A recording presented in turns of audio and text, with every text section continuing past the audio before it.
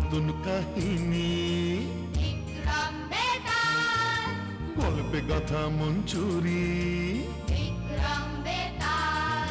সবার মনের রূপকথা, স্বপ্নেরই ঝরা পাতা।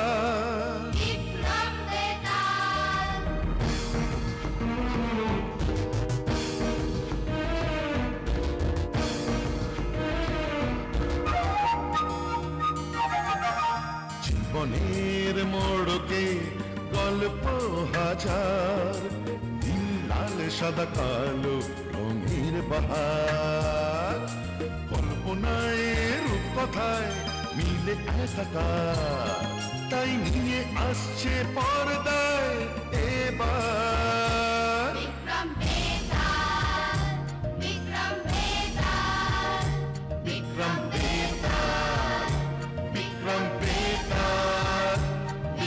বেতাল।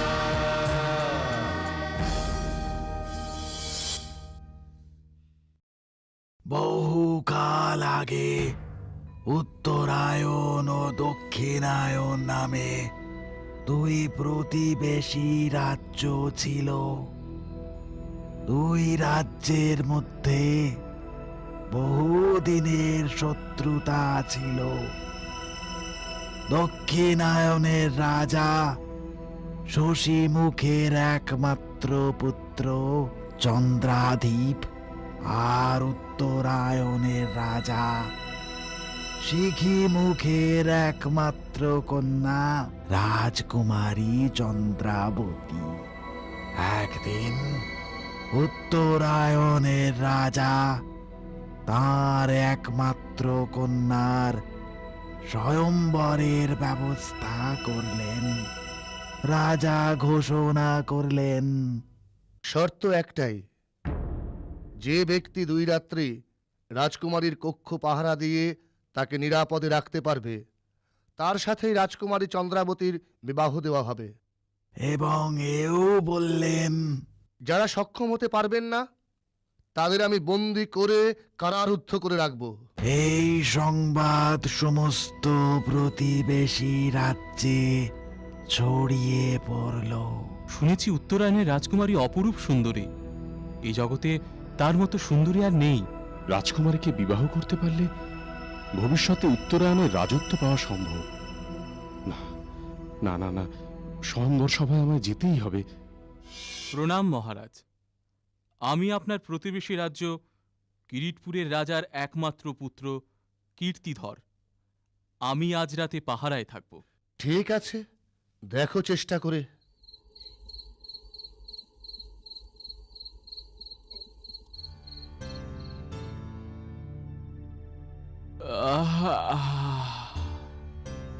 না, রাজকুমারী নিশ্চিন্তেই ঘুমোচ্ছেন।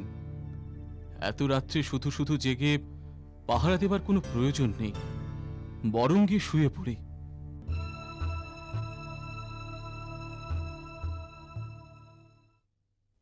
হ্যাঁ, এ কি? রাজকুমারী কোথায় গেলেন? রাজকুমারী, রাজকুমারী! ও, রাজকুমারী কক্ষে নেই? তবে তুমি ব্যর্থ হয়েছ। তাই শর্তানুযায়ী তুমি এখন আমার হাতে বন্দী। প্রহরে একে এখনই কারারুদ্ধ করো।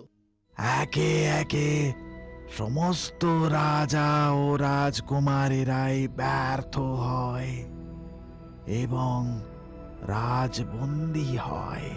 একদিন দক্ষিণায়নের রাজকুমার স্থির করে সে যাবে উত্তরায়ণে। আমি উত্তরায়ণের স্বয়ম্বর সভায় যেতে চাই মা। কি বলছিস তুই? তোর পিতা জানলে কি হবে জানিস?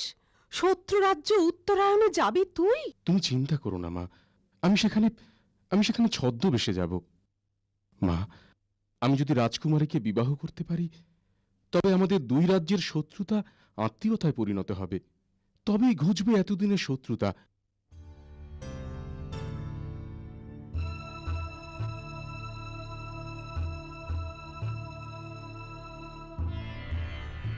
যাই, ওই গাছের নিচে একটু বিশ্রাম নেই।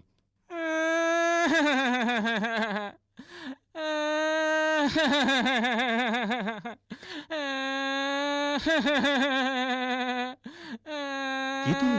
এই জঙ্গলে দাঁড়িয়ে কাঁদছো কেন? আমি ত্রিতলিকা। দাঁড়িয়ে কোথায়? সাধে কি আর কাঁদছি? বাধা আছি যে। বাধা কেন? আহ, আমি আমার মনিবের ঘরের চাল ফুটো করে দিয়েছি, তাই মনিব আমায় কাছ থেকে তাড়িয়ে দিয়েছে আর এখানে বেঁধে রেখেছে। আহা, আরে কাঁদছো কেন? এই নাও, আমি দড়ি খুলে দিচ্ছি। এই নাও। শান্তি? ধন্যবাদ মহাশয়। কিন্তু এবার বলো তো, তুমি ঘরের চাল ফুটো করলে কি করে? উমা, তুমি জানো না আমি ইচ্ছে করলে তাল গাছের সমান লম্বা হতে পারি। মনের ভুলে আজ ঘরের মধ্যে দাঁড়িয়েই লম্বা হতে গেছি, আর অমনি ব্যাস। এই বাবা, আবার কি হলো? আমি এখন কোথায় যাব? ঠিক আছে, ঠিক আছে, তুমি আমার সঙ্গেই চলো। তুমি আমার কাছেই থাকবে, কেমন? তাই নাকি? তা বেশ, চলো। তারপর চন্দ্রাদীপ ত্রিতলিকাকে সঙ্গে নিয়ে এগিয়ে চলল উত্তরায়ণের পথে। কিছুটা পথ চলার পর ওহে, অনেকটা তো পথ এলাম, এবার এখানেই একটু বিশ্রাম নেওয়া যাক। সেই ভালো।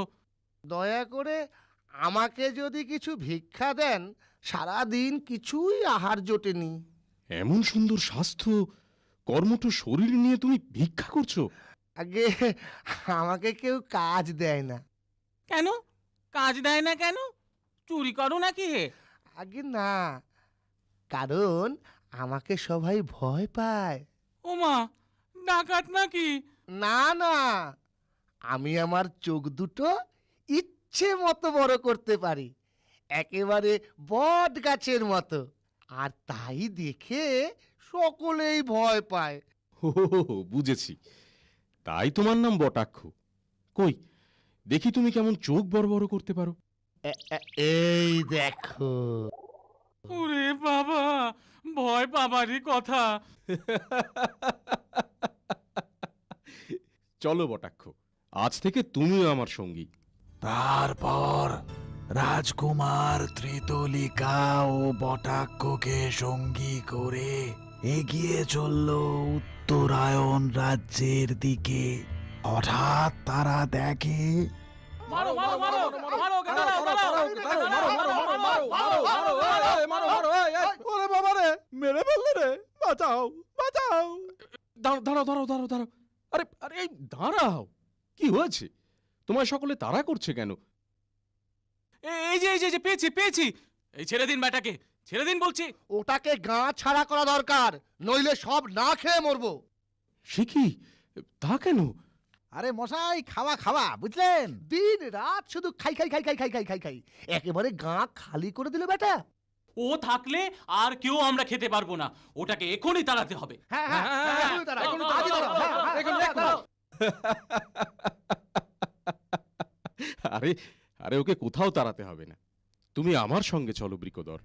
তারপর রাজকুমার চন্দ্রাদীপ তিন সঙ্গীকে সঙ্গে করে উত্তরায়ণের উদ্দেশ্যে রওনা দিল এবং অবশেষে সেখানে পৌঁছে।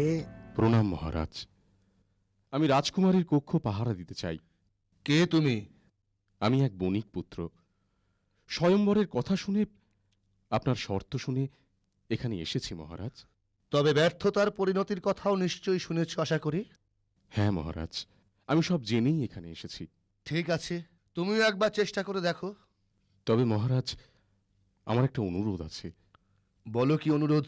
আমার সঙ্গীরা প্রাসাদের বাইরে আমার জন্য অপেক্ষা করে রয়েছে, আমি তাদের সঙ্গে একটু দেখা করে আসতে চাই। ঠিক আছে, যাও যাও, দেখা করে এসো। ব্যর্থ হলে তুমি তো আর ফিরতে পারবে না তাদের কাছে। ধন্যবাদ মহারাজ। আরে ওই তো বন্ধু এসে গেছে। কি হলো, মহারাজ অনুমতি দিলেন? তাই তোমাদের বলতে এলাম, তোমরা এবার ফিরে যাও। এখন আমার ভবিষ্যৎ অনিশ্চিত, তাই বাহ বন্ধু, আমাদের অসময়ে আমাদের পাশে দাঁড়িয়েছো, আমাদের বাঁচিয়েছো। না বন্ধু, আমরা এই প্রাসাদের বাইরে তোমার জন্য অপেক্ষায় রইলাম। আর কোনো প্রয়োজন পড়লে একবার দেখো দেখো, আমরা ঠিক পৌঁছে যাব তোমার কাছে। ঠিক আছে বন্ধুরা, আমি তবে এখন আসি। তারপর মহারাজের অনুমতি পেয়ে চন্দ্রাধীপ রাজকুমারীর কক্ষ পাহারা দিতে লাগলো। উফ, এতটা পথ হেঁটে আসা, তারপর আবার সারা রাত জেগে পাহারা দেওয়া, বড় ক্লান্ত লাগছে। শোনো শোনো, বন্ধু যেমন রাজপ্রাসাদের ভিতরে পাহারা দিচ্ছে, আমরাও তেমন বাইরে পাহারা দেব। কি করে? শোনো, আমি লম্বা শরীর নিয়ে প্রাসাদের পাঁচিলের পাশে দাঁড়িয়ে থাকি, উপর থেকে সব কিছু দেখা যাবে। হ্যাঁ, আমি বরং আমার ভুঁড়ি ফুলিয়ে তা দিয়ে প্রাসাদের দরজা আটকে রাখি, কি বলো? হ্যাঁ হ্যাঁ, পালিয়ে যাবে কোথায়? আমি ঠিক দেখে ফেলবো না? এভাবে চলতে থাকলো পাহারা। রাজকুমার চন্দ্রাধীপ প্রাসাদের ভিতরে আর তার 3 বন্ধু প্রাসাদের বাইরে সারা রাত পাহারায় রইল।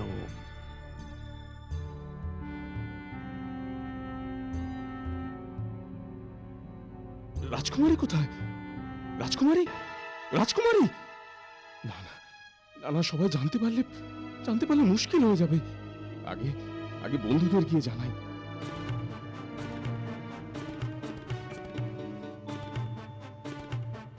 বন্ধুরা, বন্ধুরা ওঠো! বন্ধুরা, কি হয়েছে? কুমারী কক্ষে নেই। কোথায় গেল এখনই খুঁজে বের করতে হবে। সকাল হলেই সকলে জানতে পেরে যাবে। আমি জানি বন্ধু, কোথায় রাজকুমারী। হ্যাঁ, তুমি জানো? রাজকুমারী এক ভ্রমরের রূপ নিয়ে তার কক্ষের জানলা দিয়ে বেরিয়ে উড়ে চলে গেল। হ্যাঁ, তা গেলেন কোথায়? এখান থেকে 100 যোজন দূরে এক জলাশয়ে পদ্ম ফুলের মধ্যে লুকিয়ে বসে আছেন তিনি। ভোর হয়ে আসছে, এতটা পথ এত অল্প সময়ে যাব কি করে? চিন্তা করো না, আমরা এখনই পৌঁছবো সেখানে। হ্যাঁ, ভারী আশ্চর্য তো, অদ্ভুত ব্যাপার। চলো বন্ধু, রাজকুমারীকে ধরে আনি আমরা। ঠিক আছে, ঠিক আছে, চলো।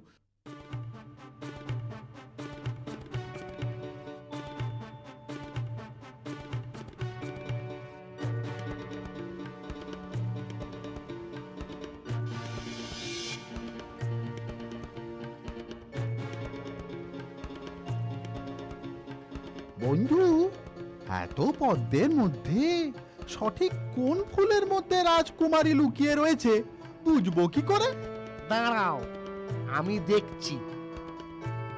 বন্ধু, এই যে এইখানে এই ফুলের মধ্যে আছে। কই? হ্যাঁ, ওই তো। ত্রিতলিকা, এখনই দিনের আলো ফুটবে। মহারাজ জানতে পারলে আর রক্ষে থাকবে না। শিগগিরই প্রাসাদে চলো। হ্যাঁ, এখনই পৌঁছে দেব তোমায়।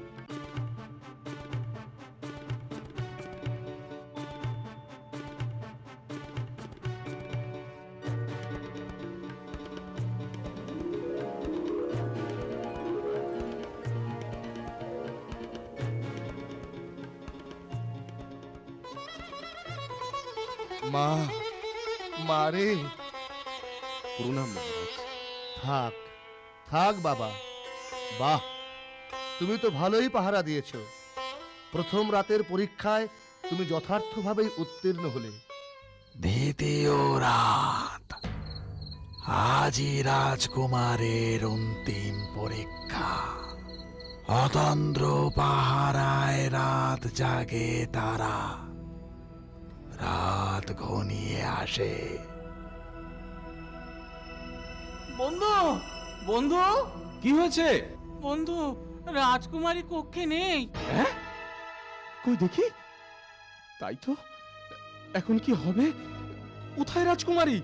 ওই নদীর জলে রূপলি মাছের রূপ নিয়ে লুকিয়ে আছে। তবে চলো এখুনি।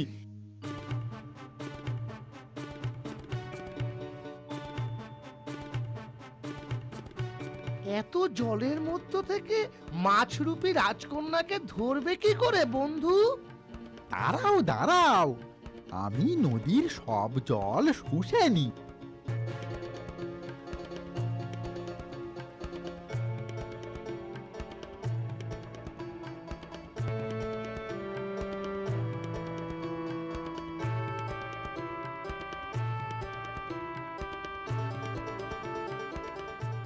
ওই তো রাজকুমারী।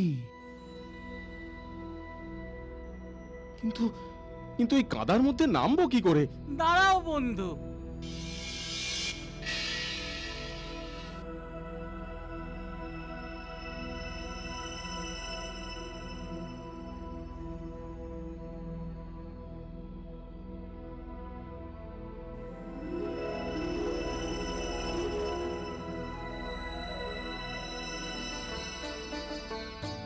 তুমি পরীক্ষায় সফল হয়েছ, তাই তোমার সঙ্গেই আমি আমার একমাত্র কন্যা চন্দ্রাবতীর বিবাহ স্থির করলাম।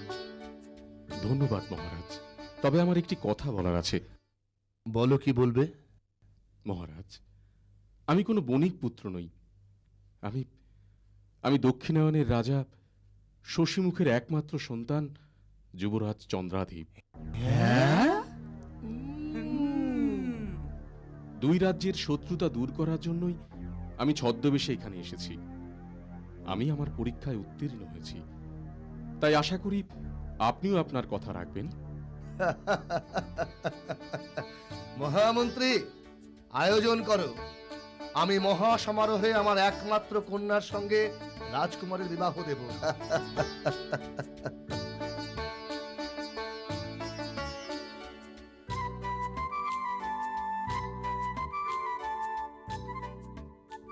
মহারাজ, রাজকুমার চন্দ্রাধীপ কিন্তু অন্যায় পথে পরীক্ষায় উত্তীর্ণ হয়েছে। সে নিজ গুণে নয়, বন্ধুদের সহযোগিতায় রাজকুমারীকে ফিরিয়ে এনেছে। এ কিন্তু ভারী অন্যায় মহারাজ।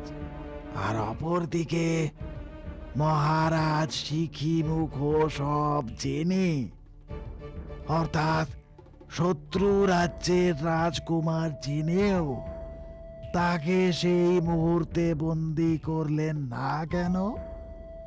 পরিবর্তে মন্ত্রীকে আদেশ করলেন একমাত্র কন্যার বিবাহ মহা সমারোহে আয়োজন করতে। বেতাল, রাজকুমার চন্দ্রাধীপ যদি সমস্ত ঘটনা মহারাজের কাছে গোপন রাখত, তবে সে অন্যায়ভাবে সক্ষম হয়েছে একথা বলা যুক্তিসঙ্গত হতো। সে কিন্তু নিজ স্বার্থে নয়, দুই রাজ্যের মঙ্গলের স্বার্থে ছদ্মবেশে আসে।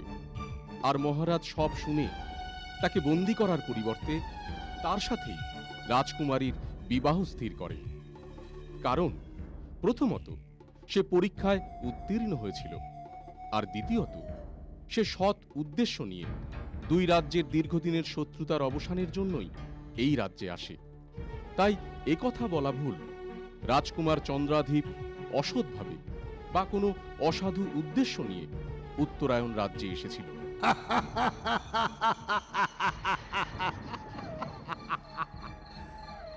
মহারাজ, তুমি এবারও সঠিক উত্তর দিয়েছ, কিন্তু আবার তুমি কথা বলে ফেলেছ। তাই শর্ত অনুযায়ী আবার আমি চললাম মহারাজ, আমি চললাম।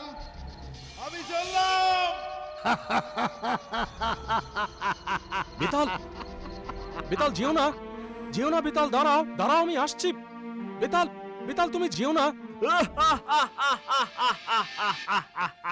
বেতাল, বেতাল যেও না, দাঁড়াও দাঁড়াও, আমি আসছি। বেতাল যেও না, আমি আসছি। বেতাল, আমি আবার বেতালকে ধরে আনবো।